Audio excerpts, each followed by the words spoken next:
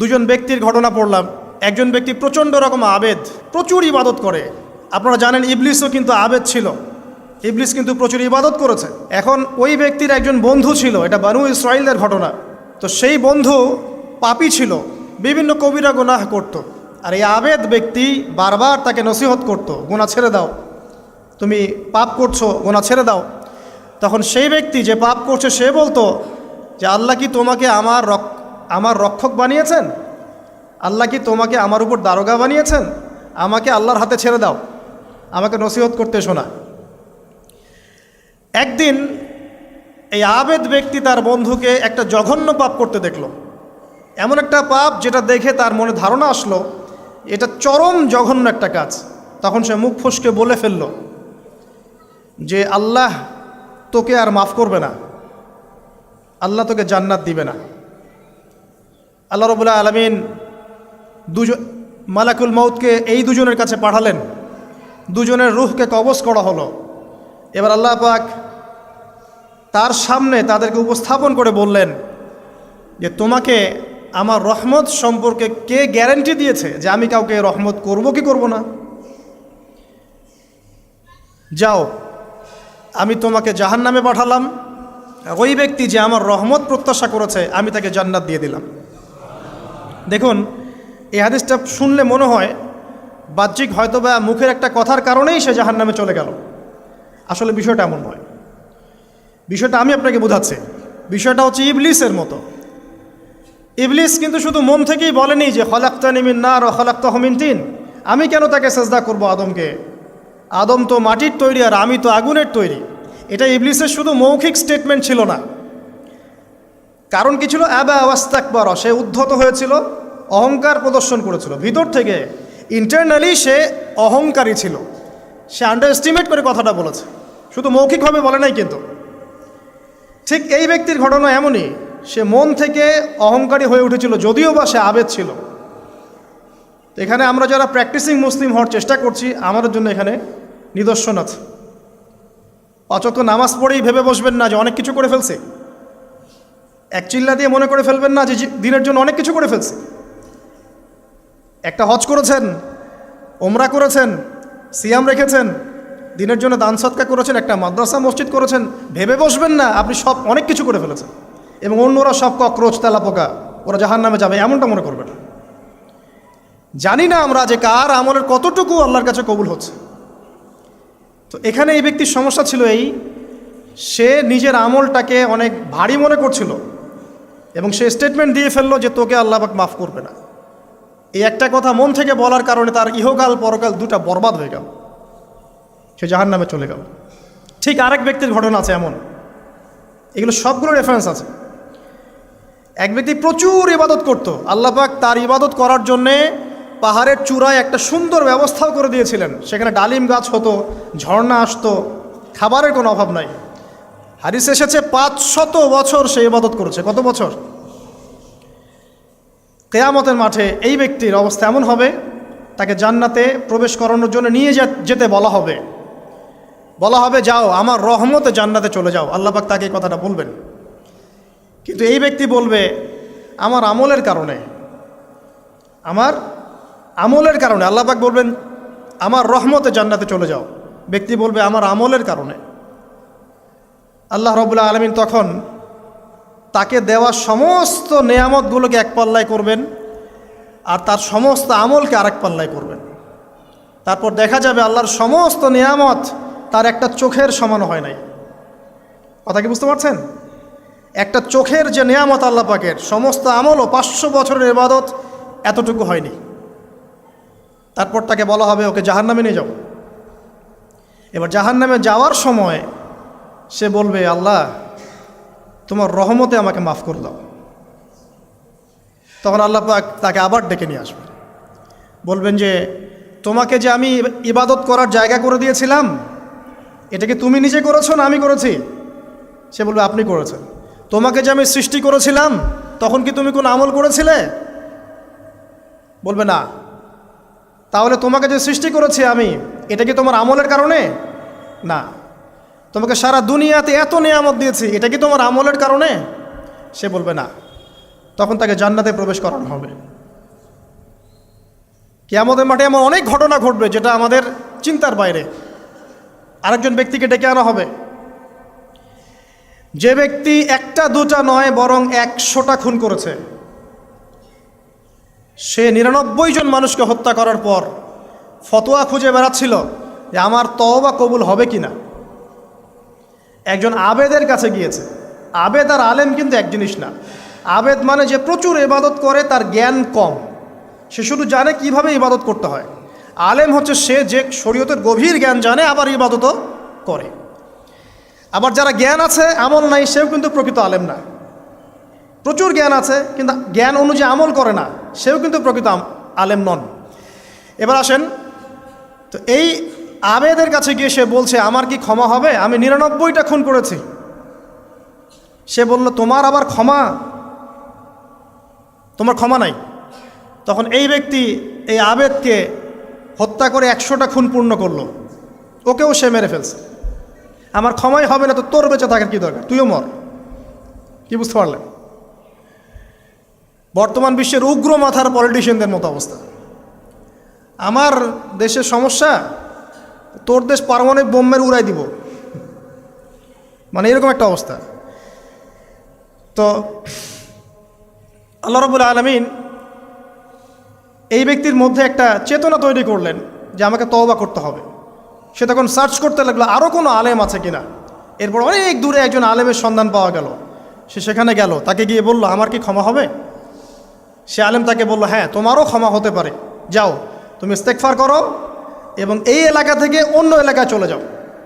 মানে যে এলাকায় তুমি অনেক দিন ছিলে, যেখানে তুমি অনেক পাপ কাজ করেছো, এখানে থাকার দরকার নাই। তওবা করে তুমি অন্য কোথাও চলে যাও, নতুন একটা জীবন শুরু করো। এখানে থাকলে হবে কি, তোমার স্মৃতিগুলো তোমাকে তাড়িয়ে বেড়াবে এবং মানুষ তোমাকে খারাপ নজরে দেখতেই থাকবে, তুমি তখন কষ্ট পাবে। এই জন্য তুমি চলে যাও। তো চলে যেতে যেতে সে রাস্তায় ইন্তেকাল করে। এবার তার রুহ নিবে কে? এই জন্য দুদল ফেরেশতা আসছেন, জান্নাতি এবং জাহান্নামী।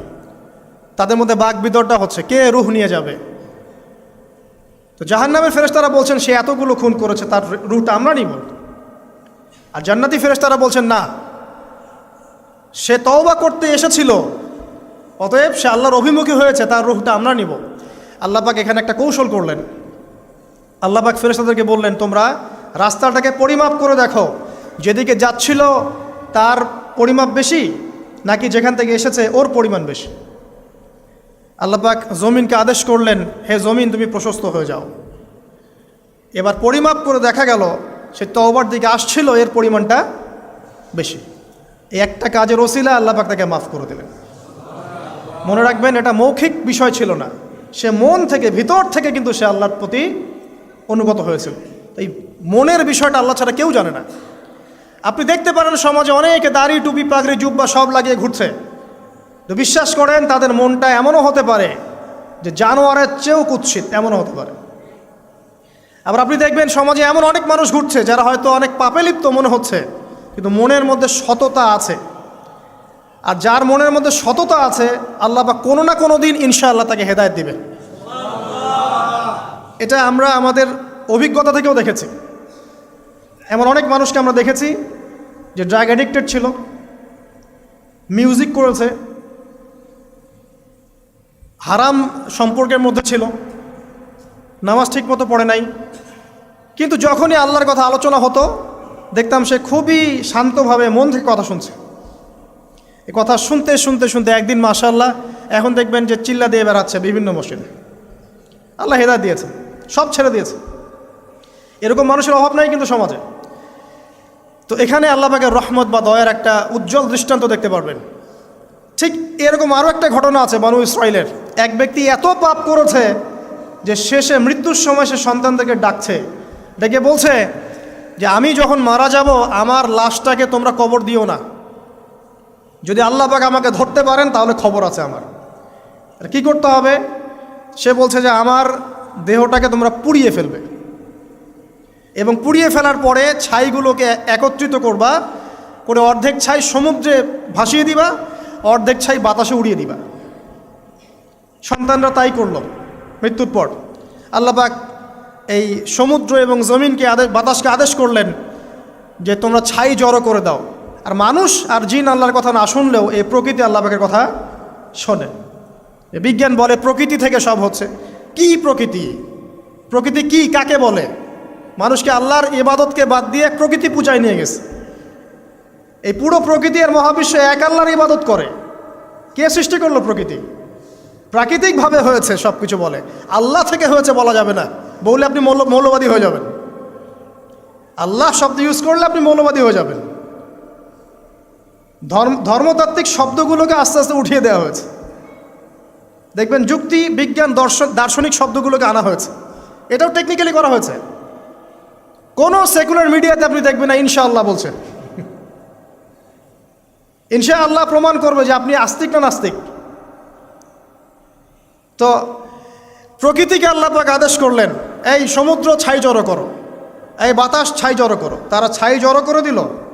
এই ব্যক্তিকে বলা হচ্ছে তুমি জীবিত করে, আল্লাহ পাক বলছেন তুমি যে এই কাজটা করেছিলে, লিমা ফাআলতা হাদা, তুমি এই কাজটা কেন করেছো? তখন এই ব্যক্তি উত্তর দিচ্ছে, মিন খাশিয়াতিকা ইয়া রব্বি ওয়া আনতা আ'লাম। হে আল্লাহ, আমি আমার বুঝে যা এসেছে আপনার ভয়েই আমি এই কাজটা করেছি।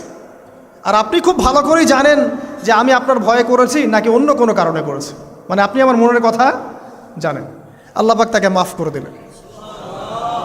আপনাদেরকে আমি সেই ব্যভিচারী মহিলার কথাও মনে করাই, যে ছিল একজন প্রস্টিটিউট মহিলা, পতিতা, যেটা আমরা বলি সমাজের ভাষায়। যদিও এখন নতুন শব্দ এসেছে সেক্স ওয়ার্কার বা যৌনকর্মী, এবং এগুলোকে আমরা এখন প্রমোট করছি।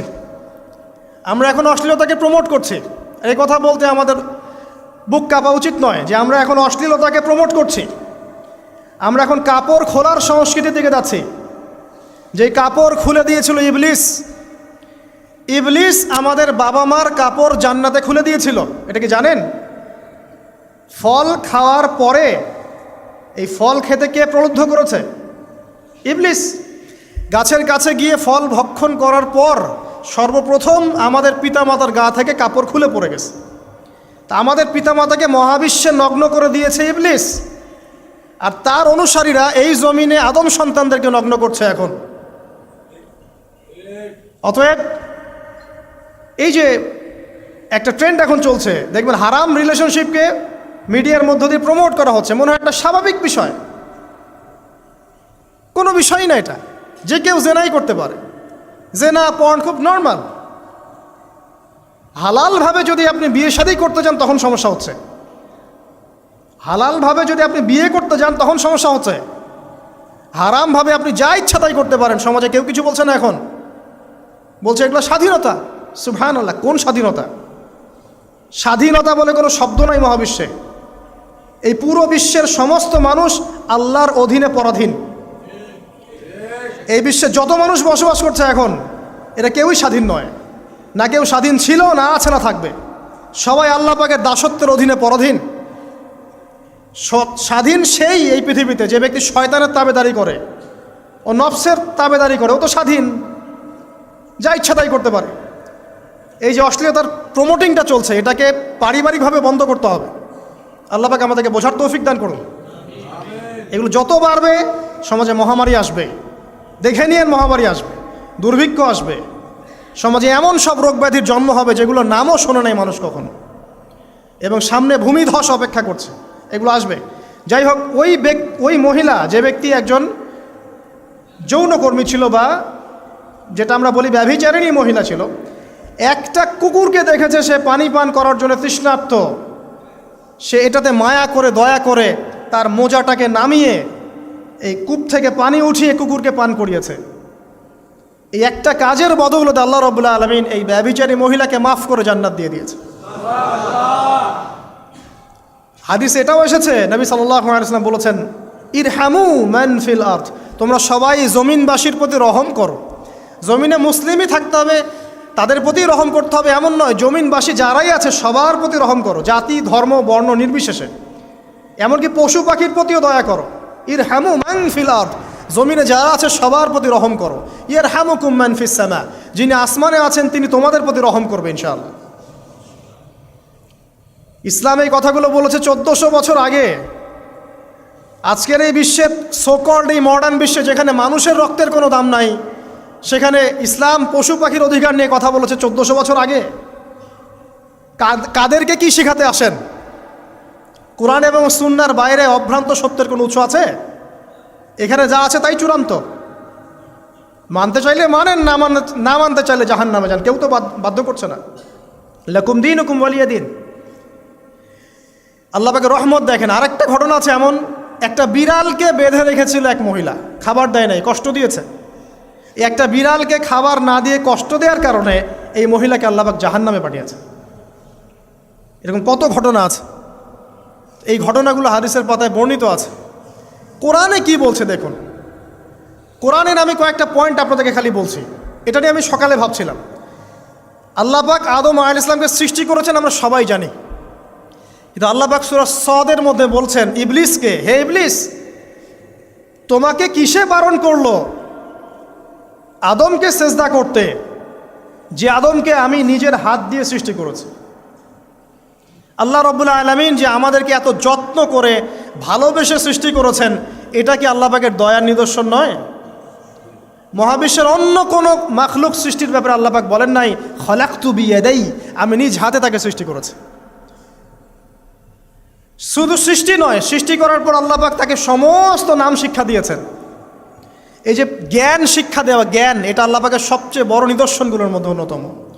এবং আল্লাহ পাকের সবচেয়ে বড় দয়া, আমার মত এটা,